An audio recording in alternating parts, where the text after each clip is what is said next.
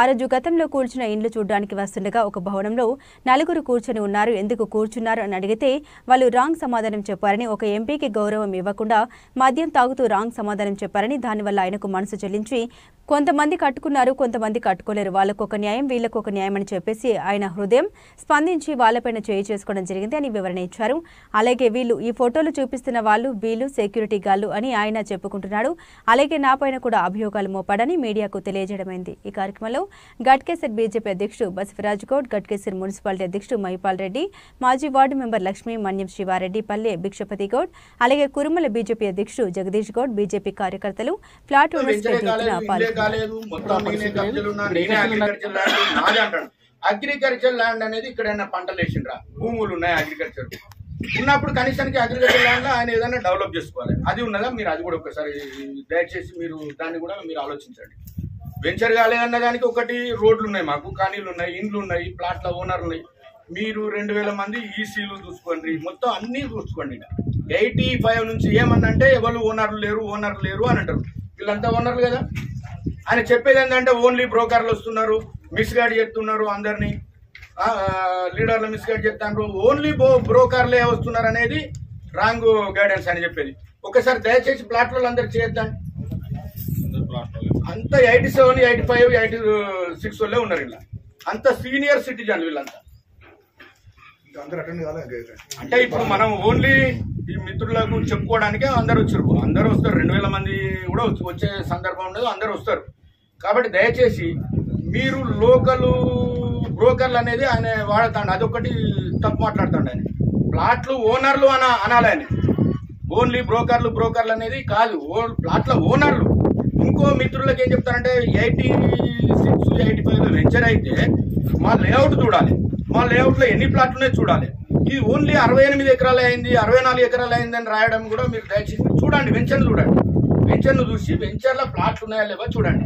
ఇగో ఇప్పుడు ఆయన చెప్పే నాది కబ్జా అనే దాంట్లో అన్ని ఇళ్ళే ఉన్నాయి చూడండి. మొత్తం అవన్నీ ఇళ్ళే ఉన్నాయి. ఈ గోడలు ఇవన్నీ చూసుకోండి. అక్కడ కాంపౌండ్లు పెట్టుకున్నారు, పిల్లలు వేసుకున్నారు, ఉన్నాయి, అనీలు ఉన్నాయి, మీరు రెడ్ మిక్స్ పిల్లలు పెట్టుకున్నారు. ఇన్ని ప్రూఫ్స్ ఉన్నాక మాది వెంచర్ కాదు, ఇది ప్లాట్లే కాదని చెప్పడం అనేది ఆయన విజ్ఞప్తి చేస్తున్నాడు. సరే, అతని వర్షన్ ఆయన చెప్పుకున్నాడు, తప్పేం లేదు. మా వర్షన్లో మేము అంటే మాది వెంచర్, మాకు రోడ్లు ఉన్నాయి, మాకు ప్లాట్లు ఉన్నాయి.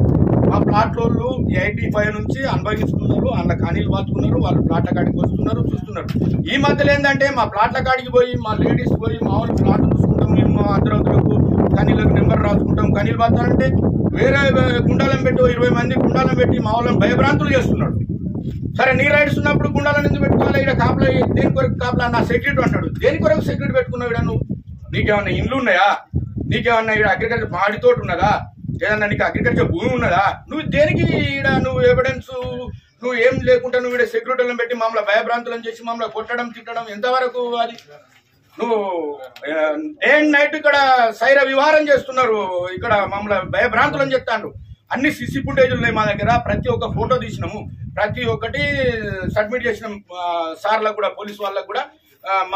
నేను రికార్డులు పంపించిన, వాళ్ళు తిరిగేటి పంపించినాం, ప్రతి ఒక్క రికార్డుతో సహా మొత్తం మేము పోలీసు వాళ్ళకి సబ్మిట్ చేసినాము. దయచేసి ఉన్నట్టు మీరు మాకు సహకరించాలి. మీరు చెప్పు మీద అది అయిపోయిన తర్వాత ఆ రోజు సాయంత్రం పూర్తి ఇక్కడనే కూర్చున్నాడు. మన ఎంపీ గారు కూర్చొని టచ్లో అయ్యేదాకా నేను ఇక్కడ నుంచి కదలను, బాధ్యతలకు న్యాయం చేసేదాకా ఇక్కడ నుంచి కదలను అని చెప్పి ఆ రోజు పూర్తి సమయం ఇక్కడనే వేరే కార్యక్రమాలన్నీ కూడా రద్దు చేసుకొని ఇక్కడనే కూర్చోవడం జరిగింది. మళ్ళా సంబంధిత అధికారులు కూడా దీని మీద స్పందించి మేము చూస్తాం సార్, మీరు వెళ్ళండి అని చెప్పి మాట ఇవ్వడంతో ఆయన ఆ రోజు సాయంత్రం 7 గంటలకు, ఉదయం 11 గంటల నుంచి సాయంత్రం 7 గంటల దాకా ఇక్కడనే ఉన్నాడు. 7 తర్వాత ఆయన అధికారులు చెప్పడంతో పోయిండు. ఆయన వెళ్ళిపోయిన తర్వాత ఈ మీడియాకు వచ్చిండు, వెంకటేశ్వరరావు అనే బిల్డర్ మీడియాకు వచ్చి అది నా పట్టా ల్యాండ్, నేను పాస్బుక్లు ఉన్నాయి, నా ల్యాండ్లో వేరే వాళ్ళు ఎట్లా వస్తారు నాకు చెప్పకుండా అని చెప్పి ఆయన మాట్లాడుతున్నారు. అయితే దాని మీద నిన్న మేము మాట్లాడినాం, స్టేట్ పార్టీ ఆఫీస్లో ప్రెస్ మీట్ పెట్టి మాట్లాడినాం. ఆయన ప్లాట్లు ఆయన జాగా ఇక్కడ ఉంటే ఇక్కడ 85లో లేఅవుట్ అయింది. 85లో ఇక్కడ అంతా ప్లాట్లు కొన్న వాళ్ళందరూ ఉన్నారు. ఆయన 2005లో డాక్యుమెంట్, ఆయన 2005లో అగ్రికల్చర్ భూమి ఉన్నట్టు అప్పటికైతే 85లో లేఅవుట్ అయింది. అప్పటికి 2-3 చేతులు కూడా మారినాయి. 2005లో ఆయన మళ్ళీ డబల్ రిజిస్ట్రేషన్ చేసుకుని ఆ ఓనర్లతోటి మళ్ళీ డబల్ రిజిస్ట్రేషన్ చేసుకుని అగ్రికల్చర్ ల్యాండ్ అని చెప్పి చూపించుకొని లోన్ తెచ్చుకొని అక్కడ కూడా డిఫాల్టర్ అయిపోయి వాళ్ళు ఇబ్బంది పడి ఇక్కడ బ్యాంక్ వాళ్ళు కూడా వచ్చి రికవరీ కోసం వస్తేనే ఇది ఇష్యూ అయిందని చెప్పి అప్పటికి తెలిసింది ఓనర్లకు. అప్పటి నుంచి వీళ్ళు ఓనర్స్ అసోసియేషన్ ఫామ్ చేసుకుని సుమారుగా 20 నుంచి 30 ఏళ్ళ నుంచి వీళ్ళందరూ పోరాడుతూనే ఉన్నారు. ఇవాళ ఒక్కరోజు 2 రోజుల నుంచి అయిన ఇష్యూ కాదు ఇది. కాబట్టి దీని మీద మంత్రి మా ఎంపీ గారు స్పందించి వచ్చి చూసిండు. వీళ్ళకి న్యాయం జరిగే వరకు ఇక్కడ నేను ఎప్పటికీ అందుబాటులో ఉంటాను మీ అందరికీ. స్థానికంగా అధ్యక్షుడిగా నన్ను ఇక్కడ పోటీ చేసినటువంటి పెద్దలు సుదర్శన్ రెడ్డి గారు కూడా దీని మీద పూర్తి అవగాహన ఉంది. ఇద్దరిని ఇక్కడ మా బృందాన్ని వీళ్ళందరికీ సపోర్ట్గా ఉండి కంటిన్యూ పర్యవేక్షించండి. వాళ్ళందరూ ఇల్లు కట్టుకునే విధంగా మీరందరూ సహకరించండి. అధికారులు ఎవరు వినకపోతే మా దృష్టికి తీసుకురండి అని చెప్పి మేము ఇక్కడ ఉన్న ప్లాట్ల యజమానులందరినీ కూడా కోరుతున్నాం. ఏంటంటే మీరందరూ యూనిటీగా ఉండాలి. ఫస్ట్ అందరు యూనిటీగా ఉండి మీ ప్లాట్లు సాఫ్ చేసుకోండి, పర్మిషన్లు తీసుకోండి, ఇల్లు కట్టుకోండి. దానికి మా భారతీయ జనతా పార్టీ పూర్తిగా మా ఎంపీ గారు ఎంపీపీ గారు మేము అందరం సపోర్ట్ చేస్తాం. వాస్తవంగా 12 గంటల సమయంలో అంత మీటింగ్ అంతా అయిపోయింది, అది వెళ్ళిపోవాలి. అతను వారి ప్రోగ్రామ్ చూసుకునేటువంటి క్రమంలో శ్రీనివాస్ గారెడ్డి వారికి సంబంధించినటువంటి ఇల్లు కూరగొట్టినటువంటి ఇల్లు చూడండి సార్, మీరు ఎంత అన్యాయంగా దారుణంగా కూరగొట్టారు చూడండి అనేసరికి సార్ అటు వచ్చి నడుచుకుంటూ వస్తున్నాడు. వస్తుంటే సార్ ఏం చేసిండు, ఆ ఇల్లు చూసిండు. ఆ ఇల్లు చూసి ఈ ఇల్లు దేంట్లో ఉన్నదా ఎక్కడిది అని అంటే ఇది ఏకశిలనే ఉన్నది సార్ అని అన్నాడు. మరి ఏకశిలలో ఉంటే మరి ఆయన ఇల్లు కట్టిండు, చీఫ్ జస్టిస్ కట్టిండు, మరి ఆయన ఎట్లా కట్టిండు అని అడిగాడు. లేదు సార్ అది కట్టిండు, అది కోర్టుకు పోయిండు, కోర్టును తెచ్చుకున్నాడు సార్, ఇక అది కూడా కోర్టులో నడుస్తున్నది, దాన్ని ఊరగొడతారు అని చెప్పి మన స్థానికులు ఎవరో చెప్పారు. ఆయన కూడా మంటలేసింది. అంటే ఆయనేమో కోర్టుకు పోయి ఇల్లు కట్టుకొని చీఫ్ జస్టిస్ కట్టుకొని సంసారం చేయొచ్చు, మీతో ఇల్లు కట్టుకుంటారంటే మాత్రం మీరు ఎందుకు అడ్డం పడుతున్నారు అనేటువంటి దాని మీద సీరియస్ అయ్యాడు. అట్లాగే వెనక ఒక అతను బ్రాహ్మణ్ కట్టుకున్నాడు. ఆయన ఎందుకు ఇల్లు కట్టినా అంటే మన ఎవరికో లాస్ట్ ఇంతమంది ఉన్నటువంటి మంత్రికి ఆయన దగ్గర పూజ చేస్తాడట, ఆయన ఇంట్లో పూజ చేస్తాడట, ఆయన ఇల్లు కట్టుకోడు, అది కూడా కబ్జాలోనే ఉంది. చూడలేక ఇక్కడ చూసినలేక అతను ఏమంటారేమో కోర్టుకు పోయి తెచ్చుకుని ఇల్లు కట్టుకోవచ్చు, మరి ఇదే ఇల్లు కట్టుకుంటాడు, కూలగొట్టిండ్రు ఏంది అన్నటువంటి ఆ కోపం మీద వచ్చి ఇదే బిల్డింగ్ లా స్థానికంగా ఉన్నటువంటి లోకల్ వాళ్ళ మీద చేసుకోవడం జరిగింది. ఎందుకంటే 2 నిమిషాల క్రితమే మిత్రులకు పాత్రికేయులకు ఒక చిన్న కుర్చీ విషయంలో మనమంతా అడిగాటి వెళ్ళిపోయాం. ఫ్యాషన్ ఆఫ్ సెకండ్స్ వెళ్ళిపోయాం. అంటే కారణం ఏంటంటే గౌరవం. నేనేమంటే గౌరవం అనేటువంటి ఇయ్యనప్పుడు ఒక ఎంపీగా వచ్చిన ప్లాట్ను కూడా కవర్ చేస్తూ కూడబెట్టేసారు. ఎన్నిసార్లు నేను అక్కడికి వచ్చినా కూడా అన్నట్టు నేను వచ్చి బండి ఆపగానే నలుగురు రావడం, ఎవడరా నువ్వు కోనేరే తుమారా ప్లాట్ కాసే ఆయా అని చెప్పేసి బెదిరించడం. నేను అప్పటికి ఇక్కడ లోకల్ ఉన్న వాళ్ళకు నేను శివారెడ్డి అన్నకు ప్లస్ మిగతా వాళ్ళకు కూడా చెప్పుకున్నాను, అన్న ఇదంతా మేము ప్రాసెస్ చేస్తున్నాము, ఇది సాల్వ్ అయిన రోజు అందరిది అవుతుంది అన్న, మీరు కూడా మాతో కలవండి అని చెప్పారు. నేను సుదర్శన్ అన్న కూడా నేను పర్సనల్ గా కూడా తెలుసు, అయినా కూడా ఈ సమస్య ఇది అయిన తర్వాత అన్నట్టు అంటే నా సమస్య కూడా అట్లా ఉంది అని చెప్పి చెప్పుకోవడం జరుగుతుంది. నేను ఒక సెంట్రల్ గవర్నమెంట్ లో నేను దేశ సేవ చేసి వచ్చినోడికి కూడా ఓ దిక్కు దివానం లేదు అంటే ఎందరో పాపం ఎంతో కష్టపడి రూపాయి కూడా పెట్టుకుని కట్టుకున్న వాళ్ళు 4 రోజులు ఎంతో మంది ఉన్నారు. కనుక మిత్రులు ఈ విషయంలో కొంచెం శ్రద్ధ తీసుకొని, దీంట్లో నేను ఒకటే చెప్పేది అంటే నేను 2001లో కొన్నప్పుడు అది ప్లాట్ గా ఉన్నది, 2006లో వ్యవసాయ భూమి ఎట్లయింది అనేది నాకైతే ఎవరికి వింతగా అనిపిస్తుంది. అది వ్యవసాయ భూమి అయితే నేను తప్పించోని కాదు కదా, నేను వచ్చేసి వ్యవసాయ భూమి నాకు పొలం చూపించేసి ఇక్కడ నీకు 200 గజాలు ప్లాట్ ఇస్తున్నా అంటే నేను ఎట్లా కొనుక్కుంటాను? ఇది ఈ మాత్రం అర్థం చేసుకోకుండా అతను ఏదో నిజాయితీ గల పౌరునిలాగా మీడియాకు చెప్తూ నేను 2006లో నేను లేఅవుట్ చేశాను, నాకు పాత పుస్తకాలున్నాయి, నాకు తొక్క ఉన్నది తోలు ఉన్నదని చెప్తున్నాడు. గమనించండి ప్లీజ్.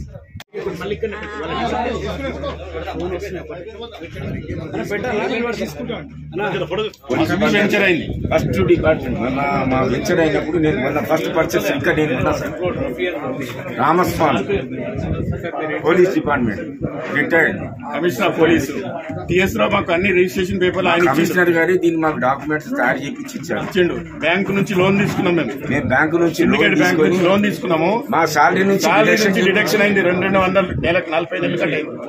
ఇది 1987 మాది రిజిస్ట్రీ 85 సార్. ఇది అంటే డిపిఓ గారు లేఅవుట్ క్యాన్సిల్ చేసే అధికారం లేదు, కలెక్టర్ గారికి ఉంటుంది.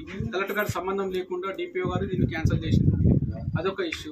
ఇక్కడ స్థానికంగా ఉండే మున్సిపల్ కమిషనరు ఇప్పుడున్న కొంతమంది అంటే ఆయన ఏజెంట్లు ఉంటారు, కొంతమంది పదవులు ఉన్న వాళ్ళు వాళ్ళు కూడా ప్రతిఫలంతో ఈరోజు మొత్తం 149 ఎకరాలకు వాడు పర్మిషన్స్ ఆపిండట. అంటే LRS కట్టిన పర్మిషన్స్ కావాలని పైసల కోసం, అవినీతి సొమ్ము కోసం అందరు అధికారులు కలిసి పనిచేస్తున్నారు.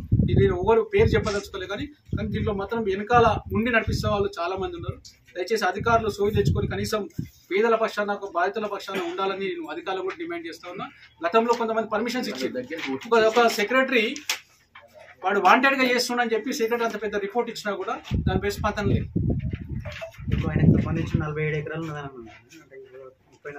149 ఎకర్స్ పర్మిషన్ ఇస్తలేరండి. అంటే ఇప్పుడు ఆయన సర్వే నెంబర్ మాత్రమే నేను కొట్లాడుతున్నా, మీతో నాకు సంబంధం లేదు. ఆ పర్మిషన్ ఎందుకు ఆపారు? అంటే ఎంత అవినీతి జరుగుతుందో మీరు చూడండి. ఒక 2-3 లక్షలు ఇస్తే పర్మిషన్స్ వస్తున్నాయి. ఇప్పుడు ఈ గవర్నమెంట్ అంతకుముందుకు కొన్ని పర్మిషన్స్ ఇచ్చారు. నేను ఎంపీ ఉన్నప్పుడు పర్మిషన్స్ ఇచ్చారు. నేను ఎంపీ ఉన్నప్పుడు ఎవరు కూడా ఇక్కడ కబ్జా చేసే ప్రయత్నం కూడా చేయలేదు.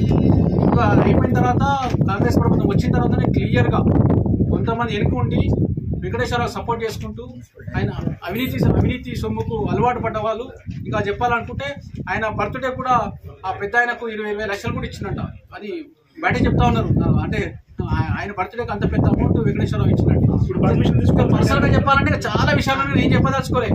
అవినీతి కేర్ ఆఫ్ అడ్రస్ ఆయన లేదు, నేను తప్పు చేయలేదు, ఈ లేఅవుట్లు కానీ అక్కడ వెంకటాద్రి లేఅవుట్లు కానీ ఇక్కడ ఏ లేఅవుట్లని తప్పు చేయలేదు అని మైసమ్మ గుట్టకో గబ్బర్గుట్టకు రమ్మను, నేనన్నా ప్రమాణం చేస్తా, ఆయన ప్రమాణం చేయమను. ఆయన ఎంత అవినీతి చేసినా నేనే చూపిస్తాను. ఇట్లా ఎప్పుడు పోతే ఇంకా చాలా పర్సనల్ గా తీసుకోవద్దు. ఆయన మొత్తమే ఆయన ఏమని ఉండాలి కానీ ఒక్క లేఖశీల నగదు ఇష్టపడాలని కోరుకుంటున్నాను. చివరికి ఒక మీడియా పర్సన్ అడిగారు, శ్రీనివాస్ ఇల్లు 2 సార్లు ఎందుకు కూలగొట్టామంటే అది మేము కూలగొట్టలేదు అన్నారు. గ్రామ పంచాయతీ వాళ్ళు కూలగొట్టారు అన్నారు. గ్రామ పంచాయతీ వాళ్ళు కూలగొట్టారు అంటే వాళ్ళు నైట్ లో కూలగొడతారా సార్? మీకు ఇప్పుడే 1 సెకండ్ లో నేను వీడియో చూపిస్తాను. అక్కడ నుండి జేసీబీ 840 వచ్చేసి 845 కి మొత్తం కూలగొట్టేసి వెళ్ళిపోయింది. సరే, ఒకవేళ గ్రామ పంచాయతీ కూలగొడితే వెంకటేష్ జేసీబీకి ఎందుకు బెయిల్ ఇప్పించాడు? దీంట్లో 3 డిపార్ట్మెంట్ కలిసి ఉన్నాయన్న. మళ్ళీ మీకు ప్రస్తుతంలో కూడా చెప్తున్నాను. ఎవరైతే డిపి LRS కోర్టు ఉన్నది 1890 తీసుకున్నాక మేము ఇది సాఫ్ చేద్దామని పోతే ఇదే ఇల్లు చూసిన వ్యక్తులే వచ్చి జేసీబీ ఆపి నానా దుర్భాషలు ఆడిపోయినాను. నేను అక్కడనే ఉన్నాను. కంప్లైంట్ ఇచ్చాను. ఇక నేను అప్పటికప్పుడు వెళ్ళిపోయినాను. దాని వేరే పని ఉండి వేరే ఊరికి వెళ్ళిపోయాను. ఇక చాలా రోజులు అయింది కదా అని అప్పుడు ఇవ్వలే ఆ టైం. అయితే ఇప్పుడు జరిగిన సంగతిని మనం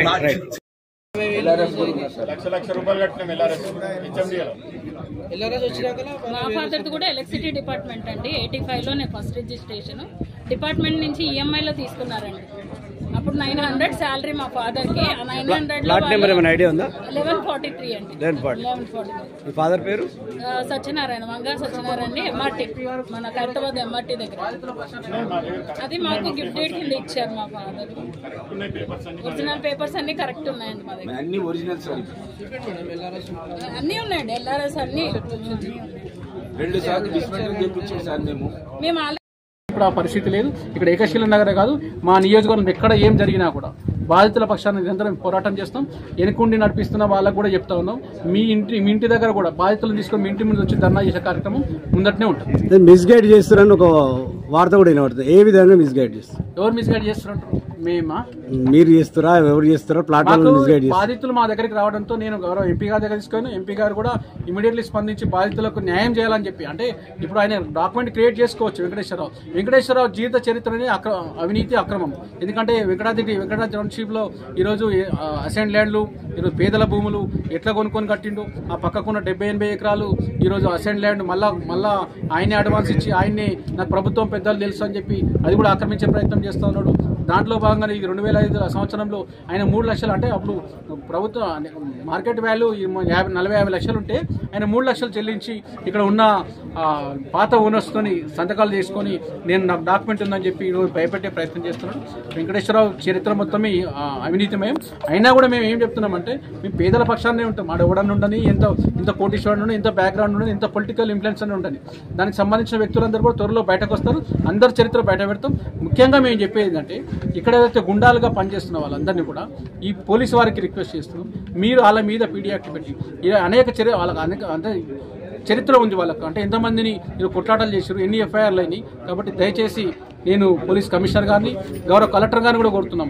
ఈ పేదల పక్షాన ఎవరైతే మనం ఈ ల్యాండ్ సంబంధించిన ప్లాట్లో ఓనర్ సంబంధించిన 33 ప్రభుత్వ సంస్థల్లో పనిచేసిన వాళ్ళు, రిటైర్డ్ ఆర్మీ ఉన్నారు, పోలీసు వాళ్ళు ఉన్నారు, రెవెన్యూ ఉన్నారు, ప్రతి ఒక్క దాంట్లో పనిచేసిన వాళ్ళు 40 సంవత్సరాలు కొనుక్కున్నారు. కాబట్టి వాళ్ళకి న్యాయం చేసే విధంగా వాళ్ళ పక్షాన నిలబడాలని చెప్పి ప్రభుత్వ అధికారులను కూడా కోరుతా ఉన్నాం.